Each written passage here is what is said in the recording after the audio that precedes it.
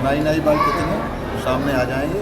जांच जारी है, सब पता चलेगा। भूमाफिया समाजवादी पार्टी है, भारतीय जनता पार्टी। ये जो हमने वक्फ निरसन विधेयक लाया है मोदी जी ने सरकार ने, इससे लाखों लाख और करोड़ भी कहूँ मैं तो गरीब मुसलमानों का भला होने वाला है और आने वाले समय में ये बिल्कुल पूरी तरह से साबित हो जाएगा। वक्फ संशोधन के लोकसभा और राज्यसभा में पास होने के बाद राष्ट्रपति द्रौपदी मुर्मू ने भी इसे पास कर दिया और अब ये एक नया कानून बन चुका है।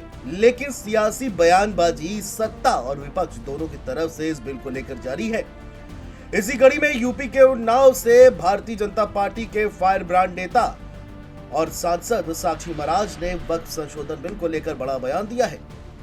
साक्षी महाराज ने कहा कि हिंदुस्तान में जब सब संपत्ति वक्फ की है तो हिंदुस्तान का क्या है। साक्षी महाराज ने ये बात ऐतिहासिक इमारतों और राष्ट्रीय संपत्तियों पर वक्फ के दावों पर अपनी तीखी प्रतिक्रिया देते हुए कही। बीजेपी सांसद साक्षी महाराज ने कहा कि ये बिल इसलिए लाया गया ताकि सच सामने आ सके कि ये संपत्तियां आखिरकार हैं किसकी। वहीं साक्षी महाराज ने कहा कि आजकल वक्फ की ओर से बड़े बड़े दावे किए जा रहे हैं।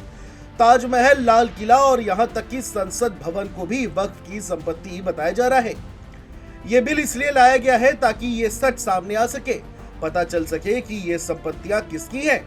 वक्फ संशोधन बिल का उद्देश्य यही है कि हम इन संपत्तियों के वास्तविक मालिकाना हक को स्पष्ट कर सके, किसी भी प्रकार की गलतफहमी को दूर किया जा सके। वहीं समाजवादी पार्टी के मुखिया अखिलेश यादव की ओर से बीजेपी को सबसे बड़ी भूमाफिया पार्टी कहे जाने पर सांसद साक्षी महाराज ने विपक्ष पर तंज कसते हुए कहा कि नाई के बाल कितने हैं ये तो खुद ही सामने आ जाएगा। अब भी सुनिए साक्षी महाराज ने वक्त को लेकर क्या कुछ कहा है। जेल के सीट के उनका इंतजार कर रहे हैं, प्रतीक्षा कर रहे हैं। अखिलेश यादव कह रहे हैं कि इस वक्त सबसे बड़ी अगर भूमाफिया अगर पार्टी है तो वो भारतीय जनता पार्टी है। नई नई बात कितने सामने आ जाएंगे। जांच जारी है, सब पता चलेगा। भूमाफिया समाजवादी पार्टी है, भारतीय जनता पार्टी। बहुत जल्द बिहार में चुनाव है, ऐसे में इस बिल के आने के बाद नीतीश की टेंशनें बढ़ गई हैं, जिसने भारतीय जनता पार्टी निश्चित रूप से बिहार में भारी बहुमत से सरकार बनाएगी और एडवांस में जब चुनाव पश्चिम बंगाल में होगा तो वहाँ भी भाजपा अकेले चुनाव लड़ेगी या फिर नीतीश के साथ। अब हम अकेले हों तब भी एनडीए के साथ में हैं। हम एक छोटे से कार्यकर्ता में सम्मान करने वाले हैं, सबकी सलाह लेने वाले हैं। हमने बिल पास किया, उसमें एनडीए का पूरा सहयोग रहा। तो हम अकेले चलने की बात ताकतवर होने के बाद भी नहीं सोच सकते।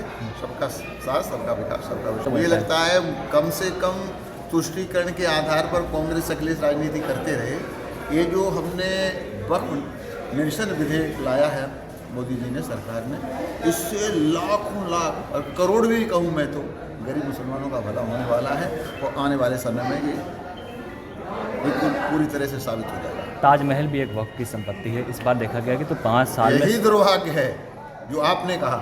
ताजमहल भी वक्फ की संपत्ति है, पार्लियामेंट भी वक्फ की संपत्ति है, लाल किला भी वक्फ की संपत्ति है, जहाँ कुंभ लगा वो भी वक्फ की संपत्ति है। सब वक्फ की संपत्ति है तो हिंदुस्तान का क्या है। इसलिए क्या वक्फ की है क्या नहीं है, ये सारी का दूध पानी का पानी हो जाएगा। वहीं दूसरी ओर बिहार विधानसभा चुनाव में अकेले चुनाव लड़ने पर कहा कि हम ताकतवर जरूर हैं लेकिन अकेले चुनाव लड़ने की सोच नहीं रखते। एनडीए एकजुट है और सभी सहयोगियों के साथ मिलकर ही चुनाव लड़ा जाएगा। हम एक बार फिर जीत दर्ज करेंगे। वहीं बीजेपी सांसद साक्षी महाराज ने बीजेपी के स्थापना दिवस पर पार्टी के कार्यकर्ताओं को शुभकामनाएं दी। उन्होंने प्रधानमंत्री नरेंद्र मोदी के नेतृत्व की सराहना करते हुए कहा कि आज बीजेपी विश्व की सबसे बड़ी और सबसे भरोसेमंद राजनीतिक पार्टी बन चुकी है। लोगों को भारतीय जनता पार्टी और पार्टी के नेता नरेंद्र मोदी पर लगातार भरोसा है और ये बढ़ भी रहा है। Desk report, JMD news.